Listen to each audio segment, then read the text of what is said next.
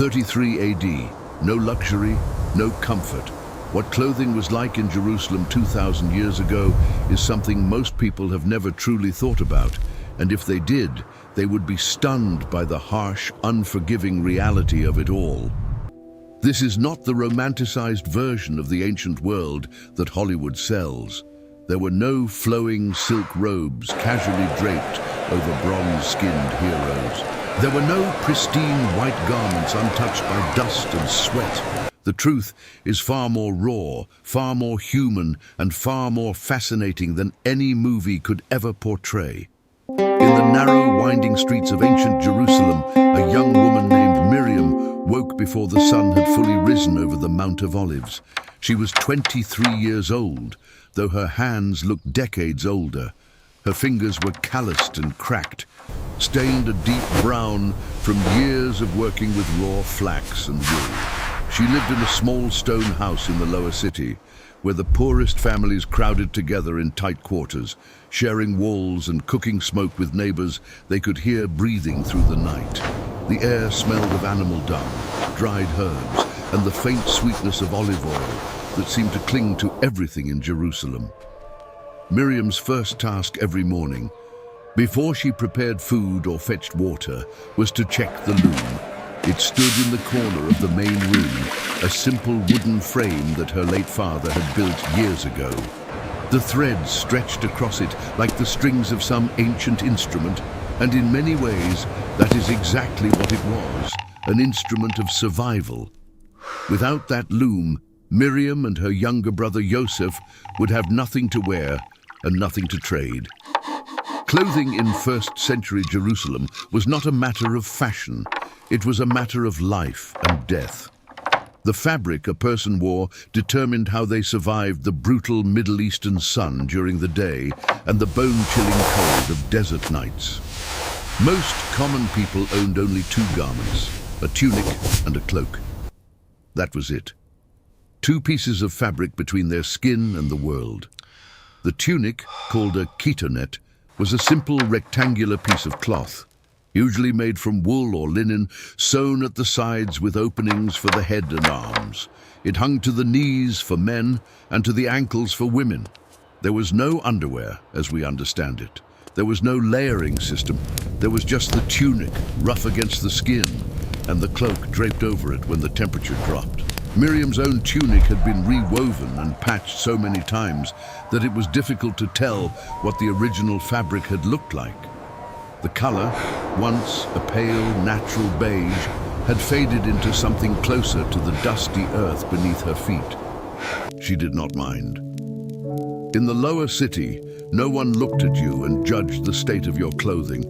Everyone's garments told the same story, a story of labor, scarcity, and quiet endurance. The process of making fabric was grueling. Miriam spent hours each day spinning raw wool into thread using a simple drop spindle, a small wooden stick weighted with a stone or clay disc. She would pull the wool fibers with her fingers, twisting them into yarn as the spindle rotated. It was repetitive, exhausting work that left her shoulders aching and her fingertips raw. A single tunic could take weeks to produce, from the initial washing and carding of the wool to the final stitching of the seams. And wool was the fabric of the common people. Linen, which came from the flax plant, was softer and cooler, but it required even more labor to produce and was therefore more expensive.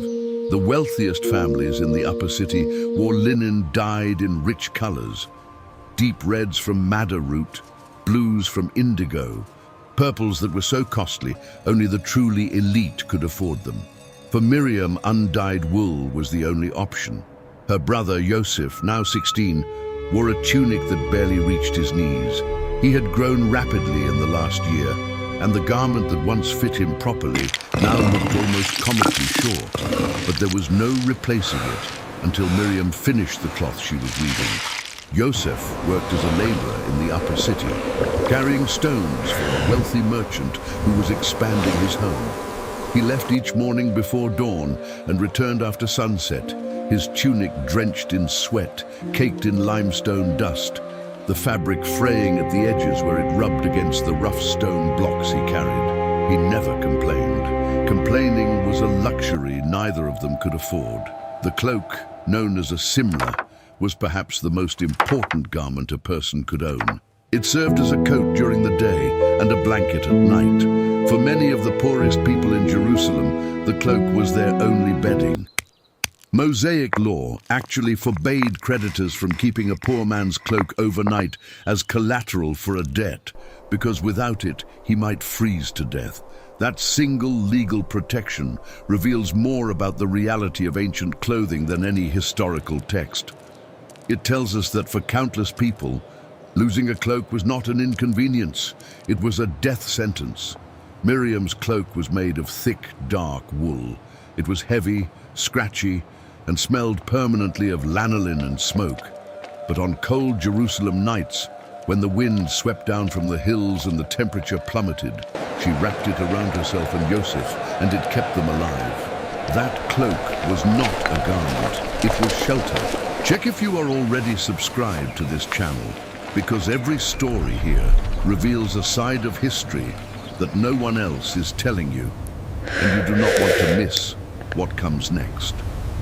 The gap between rich and poor in first-century Jerusalem was visible in every thread, every dye, every stitch. While Miriam and Yosef scraped by with their patched wool tunics and single shared cloak, the families who lived in the upper city, the priests, the merchants, the political elite, dressed in a way that would have seemed almost otherworldly to someone from the lower streets. A man named Elazar lived in one of the finest homes in the upper city, a sprawling limestone residence with mosaic floors, a private mikveh for ritual bathing, and a courtyard shaded by imported palm trees.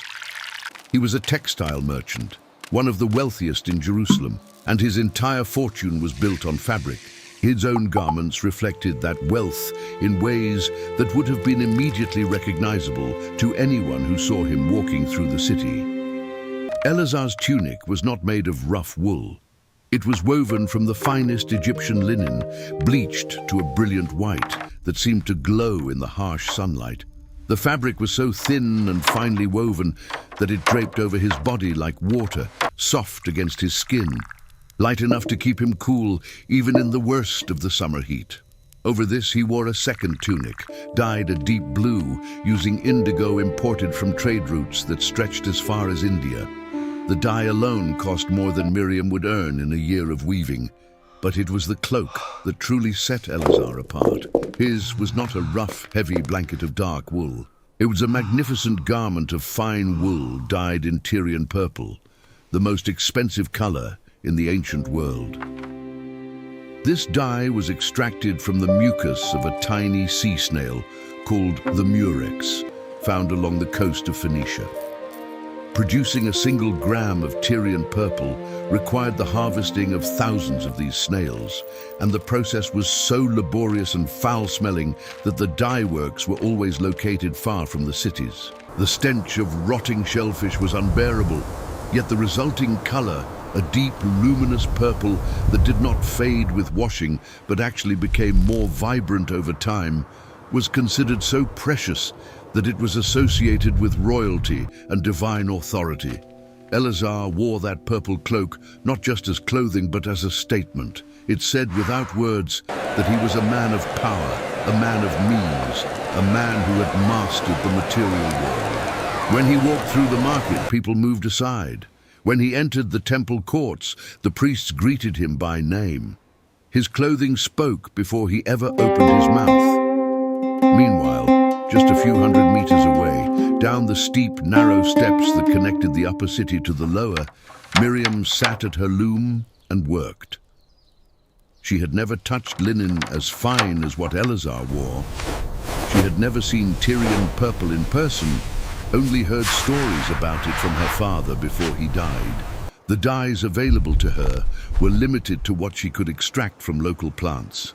A pale yellow from pomegranate rinds, a muted brown from walnut shells. These were not the vibrant, lasting colors of wealth. They faded quickly in the sun and washed out in the rain. The shoes told a similar story. Miriam owned a single pair of sandals made from untanned leather, stitched together by a cobbler in the lower city who worked from a stall no wider than an arm span. The leather was stiff and cracked in the heat, and the straps rubbed blisters into her feet that never fully healed. Yosef often went barefoot to save his sandals for the walk to and from the upper city, picking his way carefully over the stone streets to avoid cutting his soles on sharp debris. Eleazar, by contrast, wore sandals of soft, tanned leather with multiple straps that crisscrossed elegantly over his feet, crafted by an artisan who served only the wealthiest clients. Now pause for a moment and think about this. If you were living in Jerusalem in 33 AD, what do you think your clothing would have looked like? Drop your answer in the comments. You might be surprised by how different reality was from what you imagined. The disparity extended even to head coverings. Men and women in Jerusalem covered their heads as protection against the relentless sun, but the materials varied enormously. A common laborer might wrap a simple strip of undyed cloth around his head, securing it with a cord made from goat hair. A wealthy woman might wear an elaborately folded linen headpiece, held in place with pins of bronze or even bone, the fabric scented with imported perfumes, nard from the Himalayas, myrrh from Arabia, cinnamon from the Far East. Clothing also carried deep religious significance. The Torah commanded that all Israelites attach fringes, called tzitzit, to the four corners of their garments. These fringes were made of twisted threads and were meant to serve as a constant reminder of the commandments and the covenant with the divine. For a poor man, these fringes might be simple, roughly twisted cords of undyed wool. For a wealthy man like Eleazar, they could be elaborately crafted with threads of blue dye, the same rare blue extracted from a sea creature, a color so sacred that its exact source would eventually be lost to history for centuries. The laundry process was an ordeal in itself.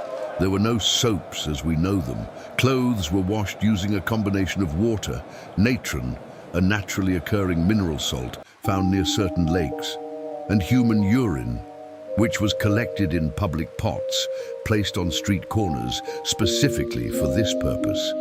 The ammonia in the urine acted as a cleaning agent. A professional laundryman, known as a fuller, would soak the garments in this mixture, then beat them against flat stones to remove the dirt and stains. The process was effective but brutal on the fabric, which is one reason why clothing wore out so quickly, and why even a simple tunic was considered a valuable possession. Miriam washed her own garments and Yosef's in a stone basin behind their house, using water she carried from the public pool and a small amount of natron she purchased from a vendor near the market.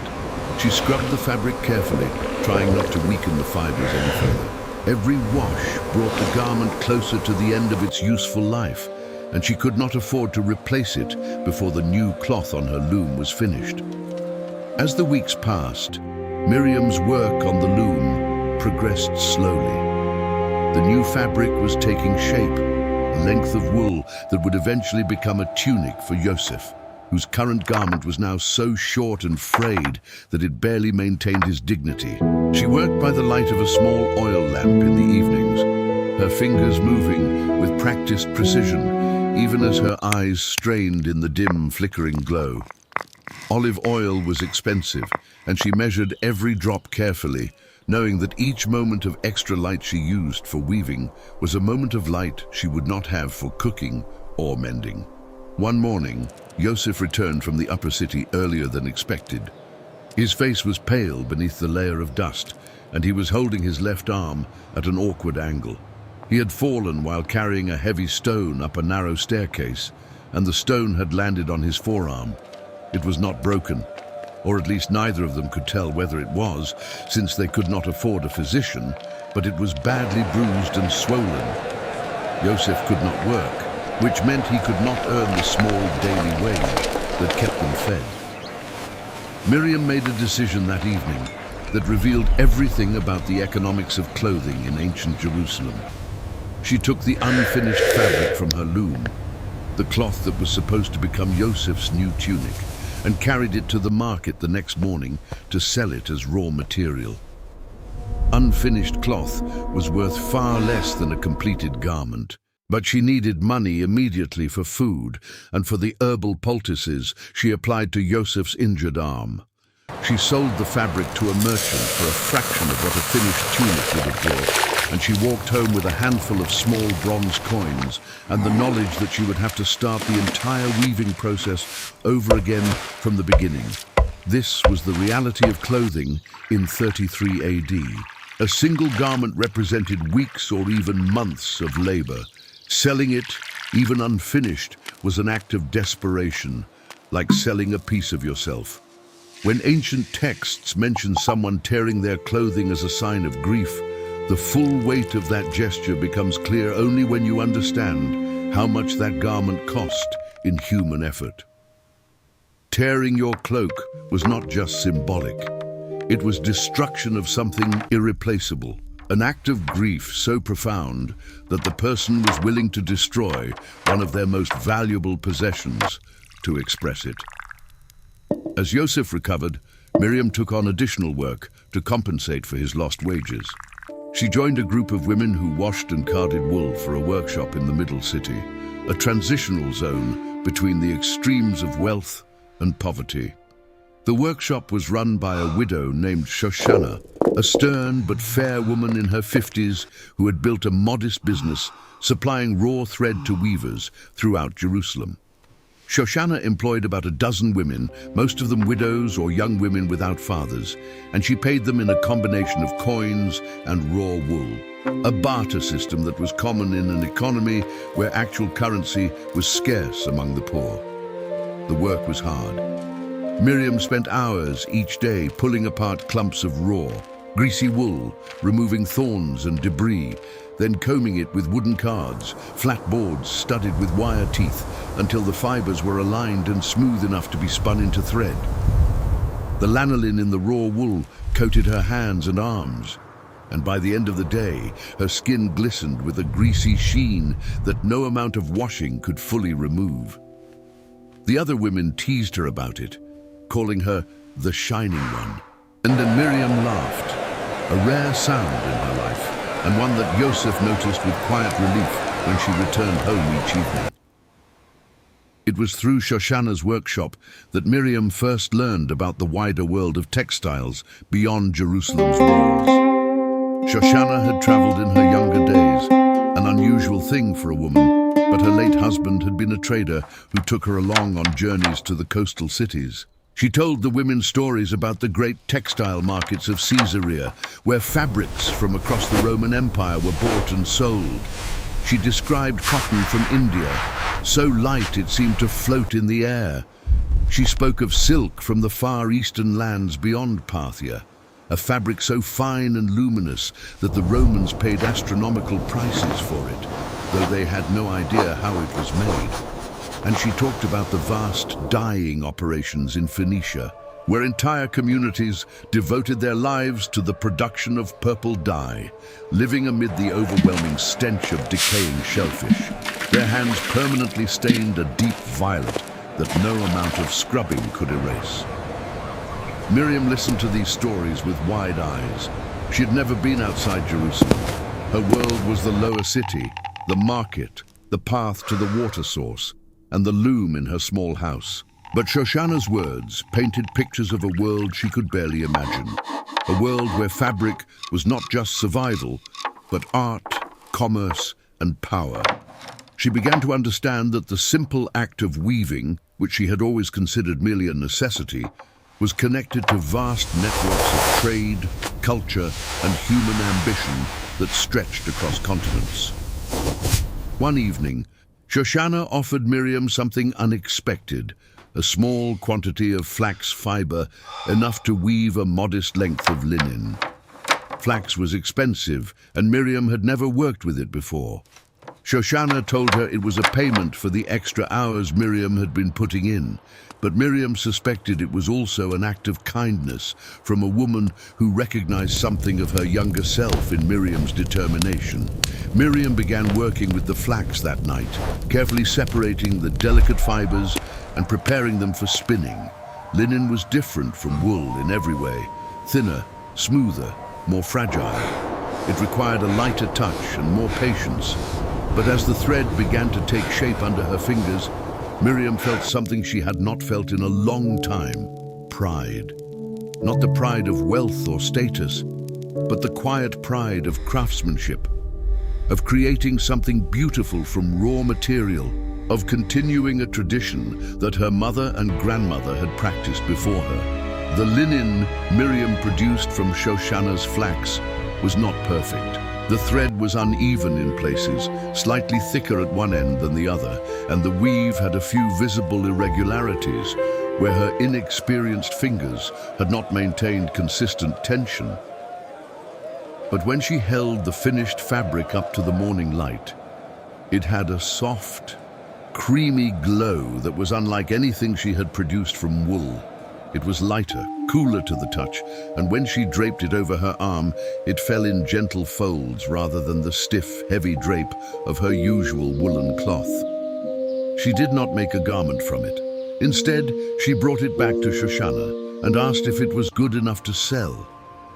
Shoshana examined it carefully, running the fabric between her fingers, holding it up to the light, checking the evenness of the weave. After a long moment, she nodded.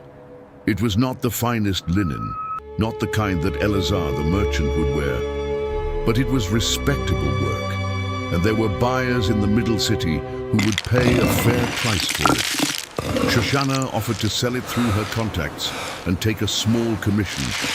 The sale brought Miriam more money than she had ever earned from a single piece of fabric. It was enough to buy a modest supply of food, a new pair of sandals for Yosef, whose old ones had finally fallen apart beyond repair, and, most importantly, a fresh supply of raw wool to begin weaving his new tunic. She also set aside a small amount to purchase more flax fiber, determined to practice and improve her linen weaving skills.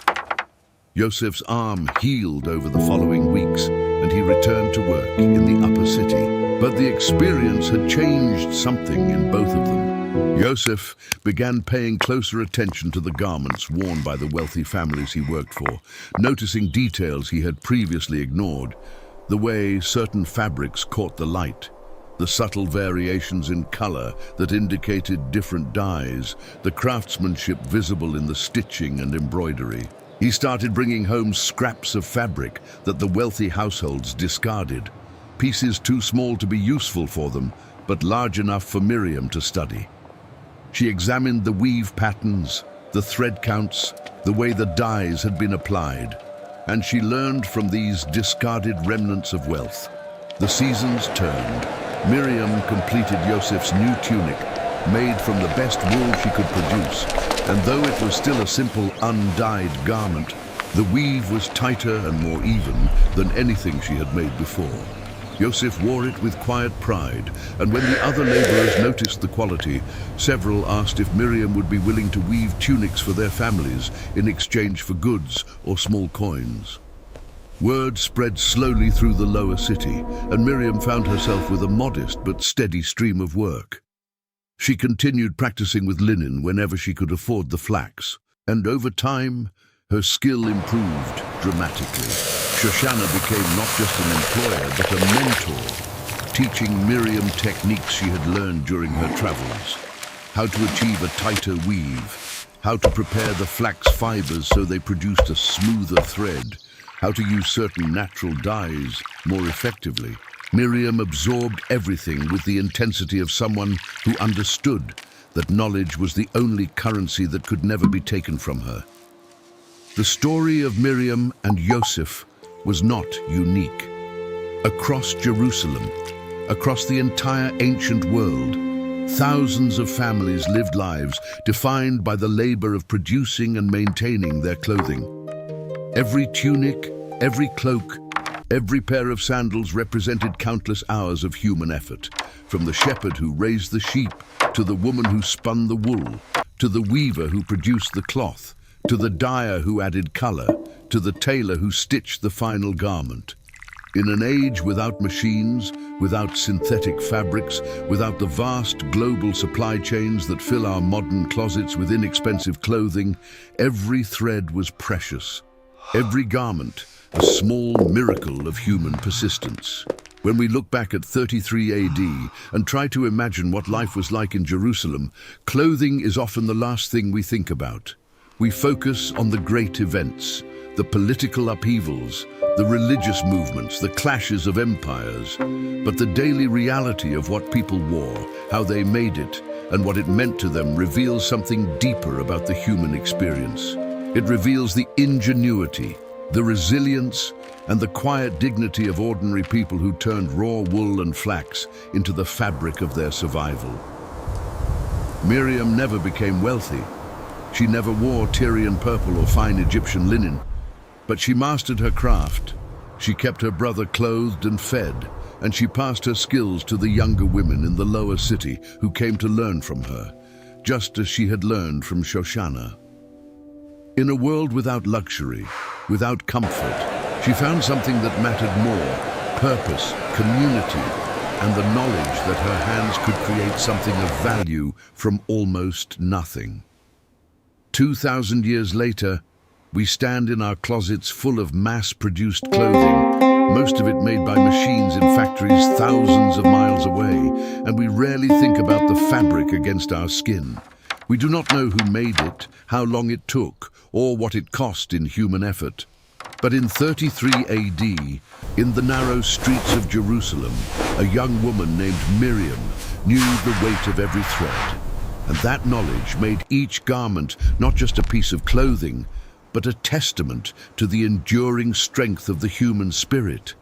If you watched until here, it is because this story truly resonated with you. Leave a comment right now saying, "I watched until the end," so I can get to know you and see who really values the stories on this channel. Hit the like button if this journey through ancient Jerusalem moved you, and share this video with someone who loves history. You never know whose perspective you might change with a single story. And if you are not subscribed yet, now is the time. Subscribe and turn on notifications so you never miss another deep dive into the moments that shaped humanity.